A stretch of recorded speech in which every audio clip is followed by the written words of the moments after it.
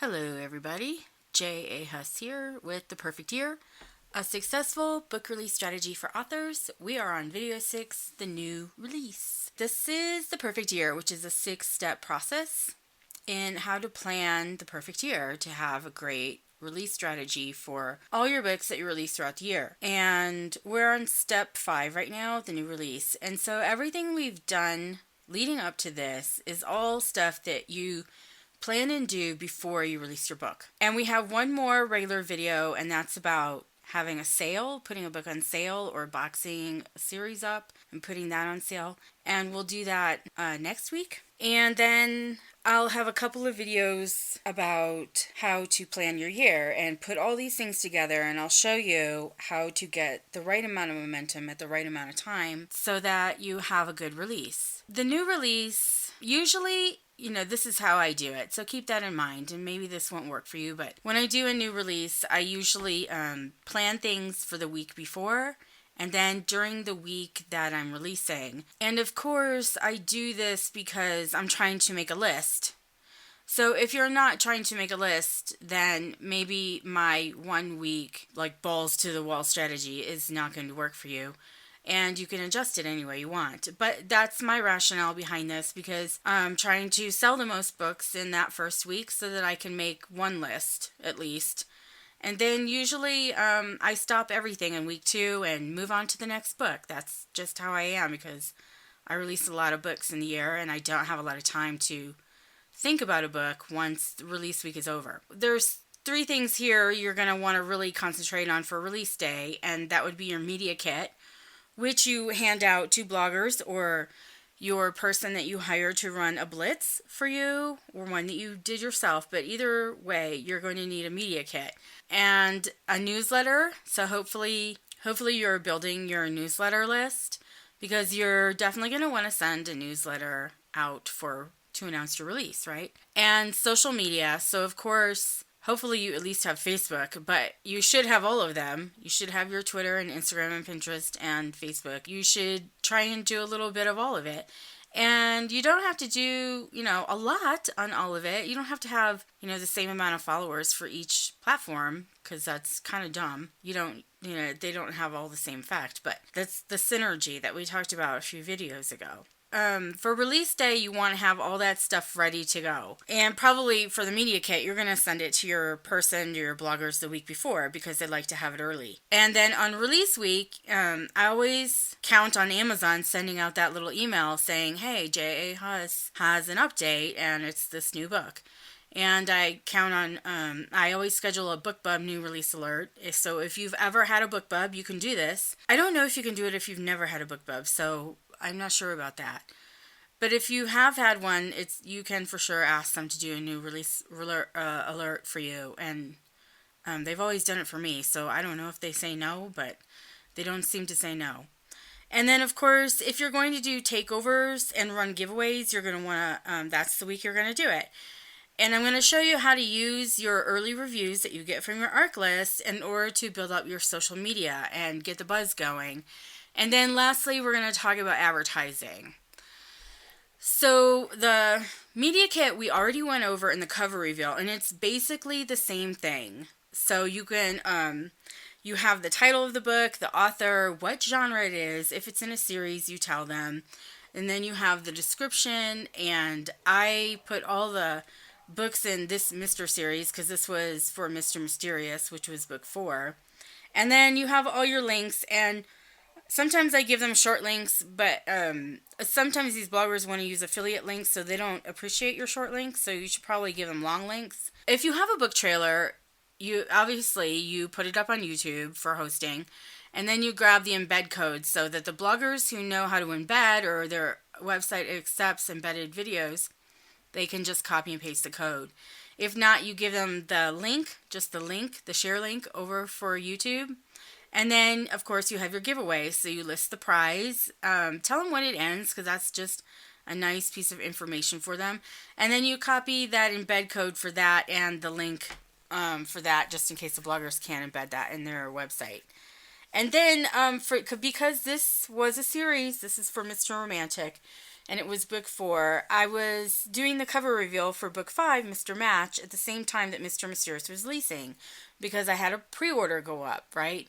You want to, if you're going to do the pre-order for a series, you want to have it so that when you release the book 1, you have the pre-order link for book 2 at the end of the book. And I cannot even stress how important this is. It's like almost not worth your time if you're doing a pre-order for a series and you can't have that link ready for release day for the next book. It's just like, why bother? And it just sells a lot of books, you guys, so you should really do it. And then, of course, you put all the same information for that cover reveal if you're doing it like I did. The same stuff with the links and the excerpts or whatever you want to put in there. Another thing that we talked about is that teaser graphics. You really, really need this for a media kit. If you're in romance, this is like, you cannot skip this step. If you're like a sci-fi author and you're writing for men, I guess you could, but it doesn't hurt, right? It really doesn't hurt to have a nice, pretty picture for people to be interested in and look at. So even if you're writing in another genre and you think like this is just for romance, you can make it work for you. It doesn't have to be just for romance. You just run with it, guys, and put up a nice picture. So this is just a collection of some I've run over the years. If you make them the right size, which is 1200 by 628, then you can insert these in your Facebook ads and use them for posts. And so if you plan it all right, it all fits together like a nice little puzzle. And if you cannot make teaser graphics, I'm going to have a link for you for my friend Michelle New, who makes graphics for me. I think I made all of these on this page, but Michelle makes amazing graphics, and her little company is called Tease Me, and it's on Facebook, and I'll put the link in the blog post for you. Another thing that I put in the media kit is a book trailer. I don't do a book trailer for every book. Like for the Misters, I only did one, I think. And it was just for the whole series, and I think I released that for book 4 because I wanted to run some ads for it for book 5. So I didn't even release it for book 1. And I did one for the Turning series because it was dirty and it looked fun to make. But I don't do them for all of them. You don't need one, so I'd like to make that very clear. And they're very expensive, so if you don't have a lot of money to do this, just skip it. And I do my own, so if you're pretty talented in Adobe stuff like Premiere or After Effects, then you can make a really, really nice video. That's how I make all these videos, by the way, in Adobe Premiere and PowerPoint, and then I narrate, and then I mix it, and then it's all done in Adobe Premiere. So one thing I will say is that this little graphic here is for the 3-2-1 video, which I know for a fact like had a huge impact on how many books I sold, which was like a crazy amount of books sold for that book when it released.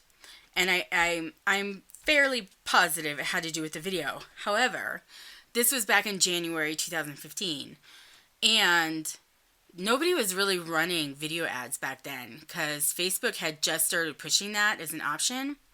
And I happened to stumble upon these guys who run this website called Facebook Ads University, and their names are Ralph and Keith. And I knew I wanted to run ads for that book, and so I started looking for a consultant because I really don't know what I'm doing. And so I ended up getting a private consultation with Ralph, who's one of the main guys over there at Facebook Ads University, and we talked on the phone for I don't know, an hour or something, 2 hours. And this was like early January, like a couple weeks before 3-2-1 released. And he's the one who told me, hey, can you make a video? And I was like, well, just let me tell you, I have all these videos because I make these stupid trailers, right? Never make any money off of them. And he's like, okay, go run that as an ad. I'm telling you, it's the perfect time to do that. So the reason I did that is because I was being told to do these things by a consultant, and it actually had an amazing effect. And so yeah, if you look at this graphic here on this slide, I spent $7,500 on this video, but like I made 20 times that, 20 times that amount of money off of that book that month. So who cares, right? I mean, literally, it was quite a bit of money. So it was worth it. So it has changed a little bit. You know, as time goes on, Facebook just gets stingier and stingier with how they're going to show you stuff and how much they're going to charge you to do it. So, of course, you know, I had a great result in 2015, but it doesn't work that way now. Um, so, do you need one? Yes or no? I would say most of you do not need one, and you don't even need to worry about it. However, if you want to run video ads, then yes, of course, you're going to need a video. It doesn't have to be a really expensive one. It can be done really cheaply. And there's lots of ways to do that. And if you have any kind of video talent with like Adobe Premiere or other software like that, then it's really easy for you to do. And if you have money to spend on stock, like I have a monthly subscription to Shutterstock, which I don't even know what I pay for it, but I get 350 downloads a month. And then so I have accounts to like every stock site online I have like credits with. So yes, I have stock. But if you don't have money to spend on stock photos and footage, then this is probably something you don't want to do because it's really expensive. So that's really up to you.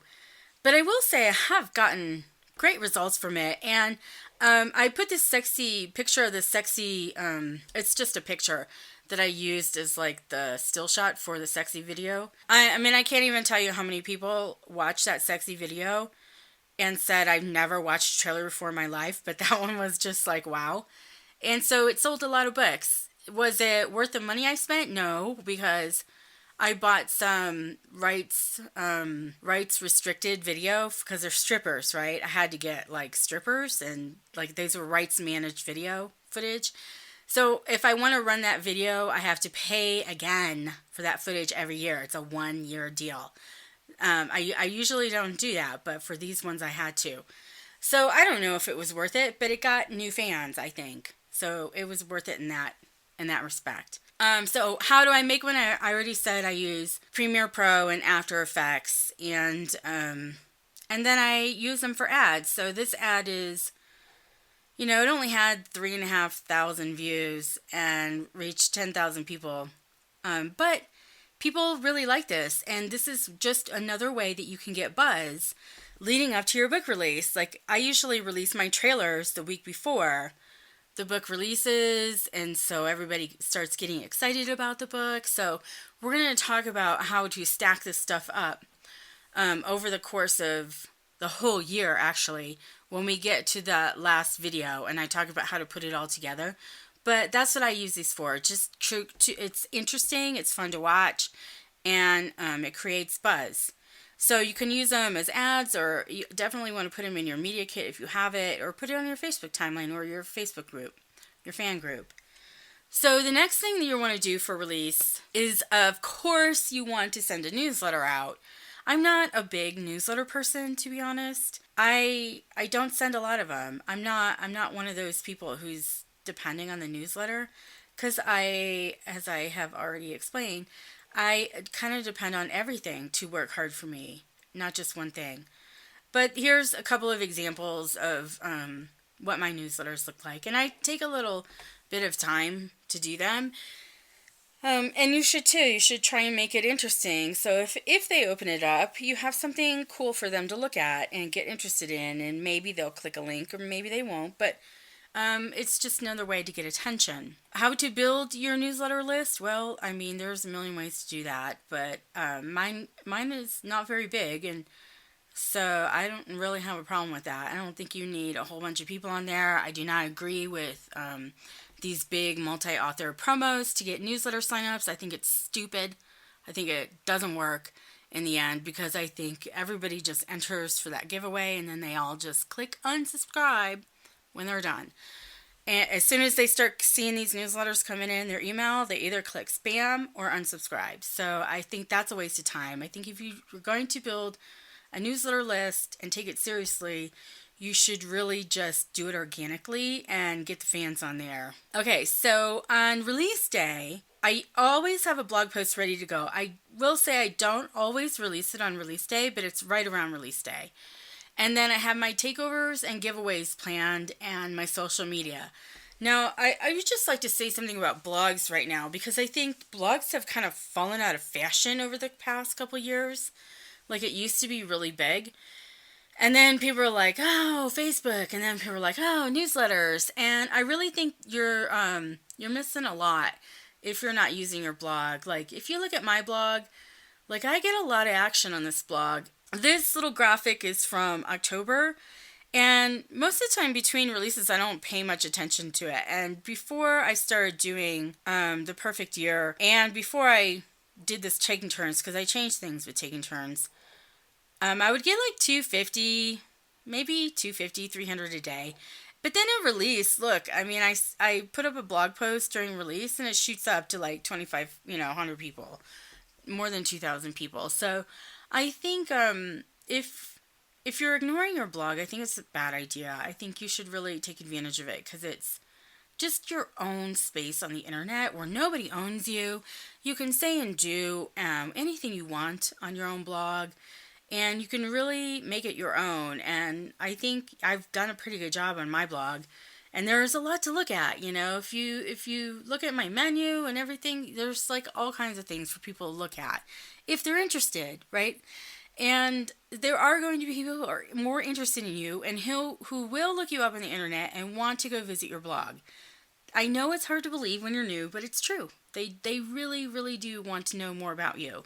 So the more that you can put up on your blog, the more they're going to enjoy stopping by. It's like coming by to visit you, right? So another thing I do on new release is I get everything planned out ahead of time. And I kind of did a big push for this Taking Turns book. Like I already told you, I spent a lot in ads, but I also spent a lot of time putting this all together. And so this is just a little picture of my files. And I have 1 week to push the book, right? To make a list. And so I set up, every day of the week I have a folder. And then I have an Instagram folder, I have a newsletter folder, I have a takeover folder, and I have a Pinterest folder. And I put everything that I'm going to use for these things in these little folders before release week. So it's really what I'm doing the week before release. And that's why things are so crazy busy for me. And you should never, ever message me before a book release because I will just ignore you. So I get that all ready, and like here's a peek inside my Shrike Takeover folder. So I have all my giveaways ready to go. The Shrike Takeover is my fan group. So these are the giveaways, and I'm taking over my fan group, and I'm running these giveaways one a day, every day for release week. And so I have it all set up so that when that day pops up, like Monday, I have a giveaway ready to go, right? I have the graphic and have everything planned out. What I'm going to say, all my links, all I have to do is copy and paste and post it up. So it takes me 10 minutes in the morning, every morning, and then it's all set for the day. And this is my Instagram folder, and I was running a lot of Instagram. I didn't run ads, by the way. I don't run Instagram ads. So these are all just, I put them up. I put up I think 3 or 4 a day. And I scheduled in these ahead of time with that app called Grum, which works really great, by the way. I got it from AppSumo on a special, and it was a good buy. So I have all the Instagram pictures ready to go, and these are all just teasers that I'm going to put up. And I have links and hashtags and everything all set up for these. Pinterest, I don't do as many on Pinterest because I just don't think it's worth the time. But I did make one for each day for release week, and I made them long. They're like book cover size because that looks nice on Pinterest when they're long. And then I had every day of the week, I had 4 graphics ready to go. I had 3 that I would run that were rectangle like that because you can insert them into the ad picture on your author page.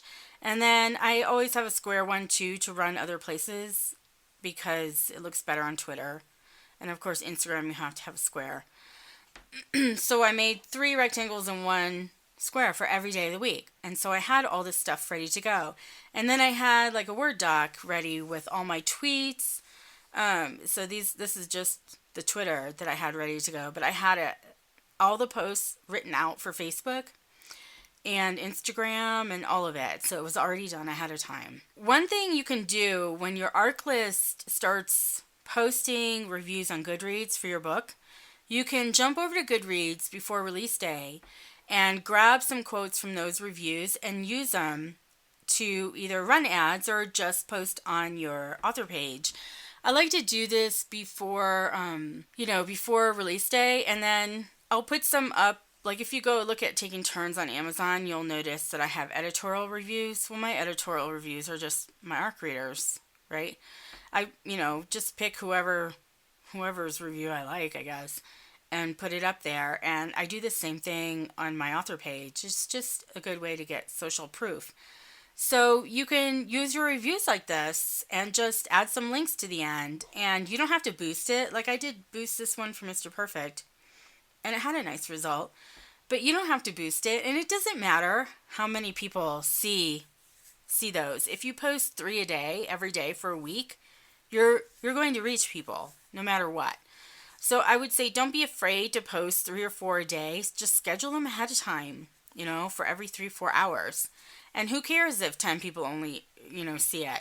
It doesn't matter. It's a cumulative effect, guys. It all adds up over time. And I like to remind people of that everything that you do in marketing is cumulative, which means it adds up over time and builds on itself. So when you get to release week, this is what you can do with your graphics and all that stuff that you planned. Also, I do the BookBub new release alerts. So if you have a BookBub account, you should have this top graphic here that says you have 2 options: submit a new deal or add a book. And if you add a book for release, then they'll send a new release alert for you. And this is what it looks like when you get the BookBub in the email. They're like, this is a new release from J.A. Huss, and they have all my links in there, so that's nice. So I always do that because it's free. Why not? So ads. I don't know what to say about ads, to be honest.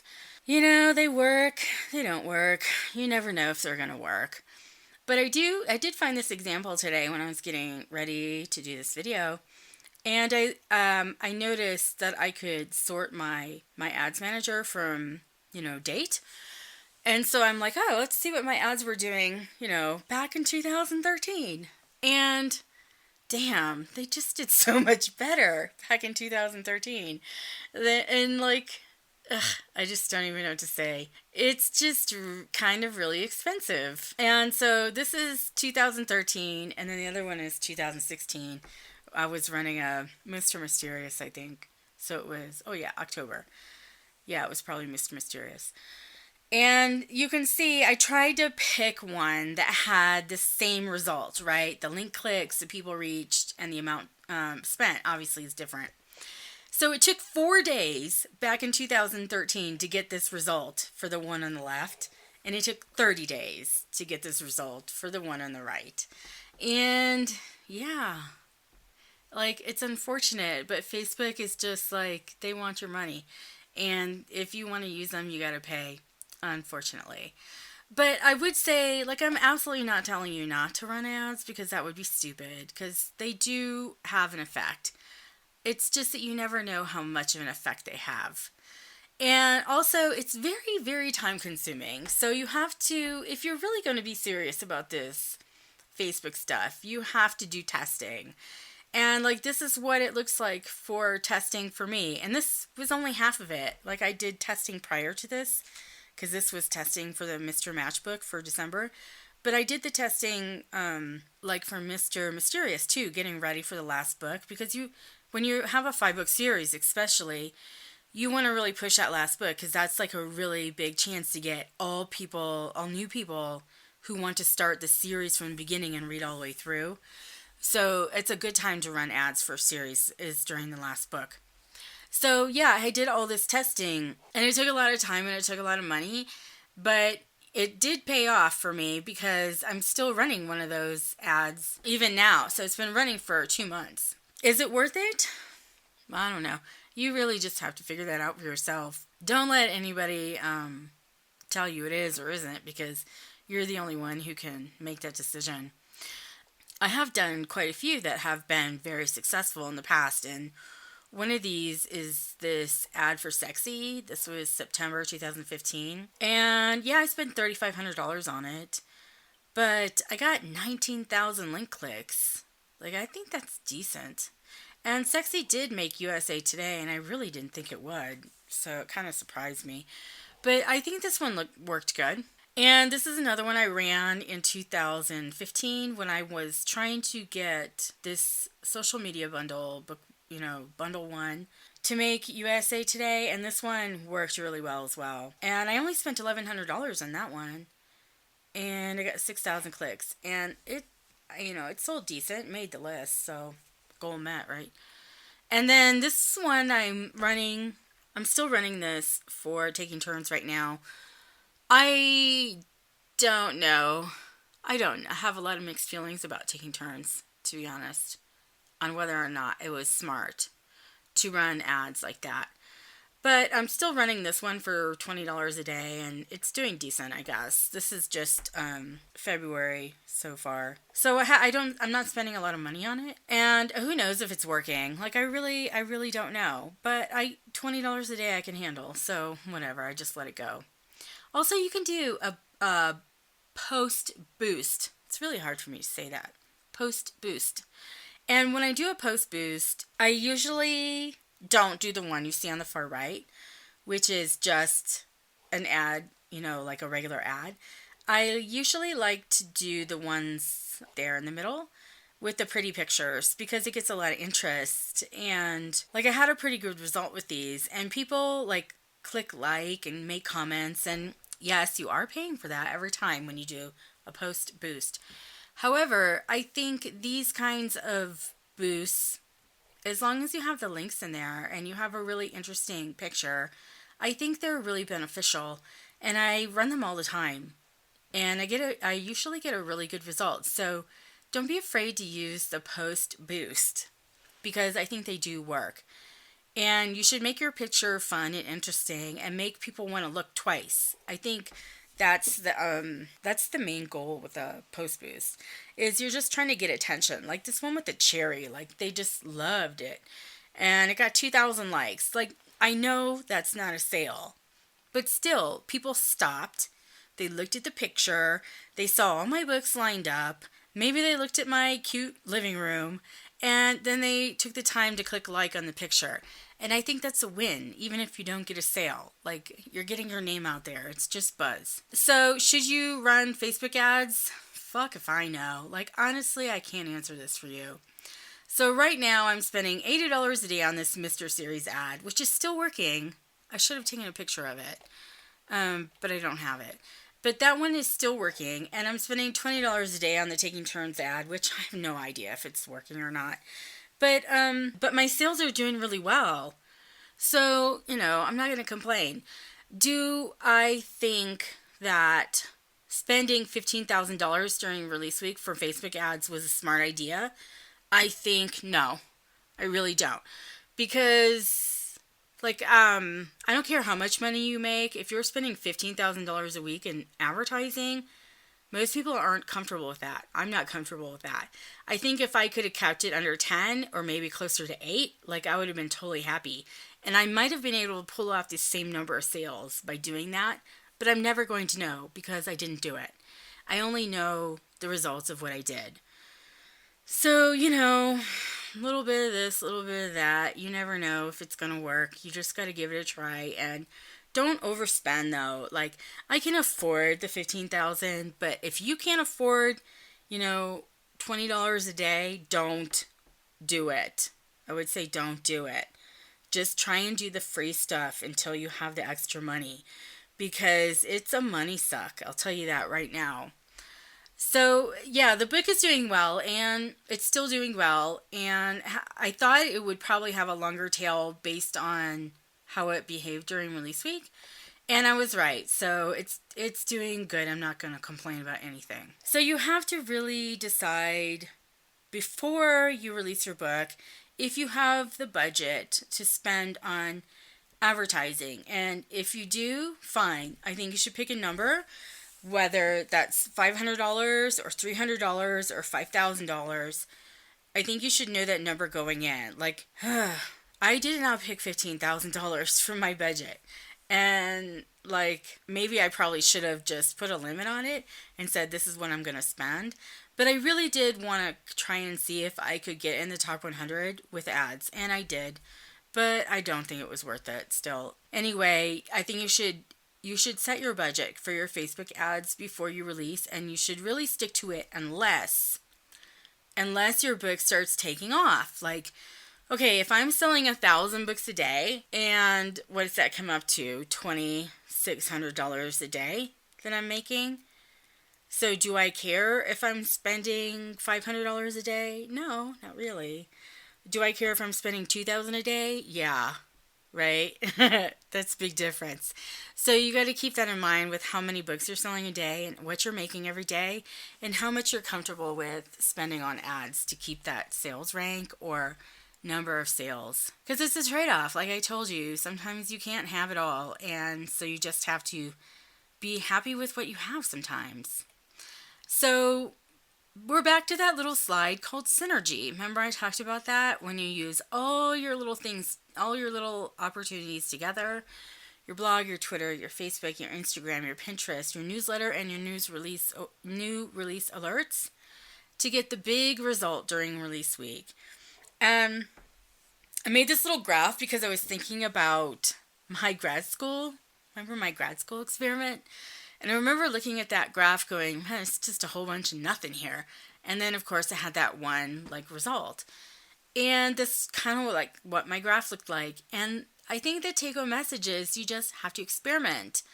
And I'm not a data person at all, which is why I would make a really shitty scientist.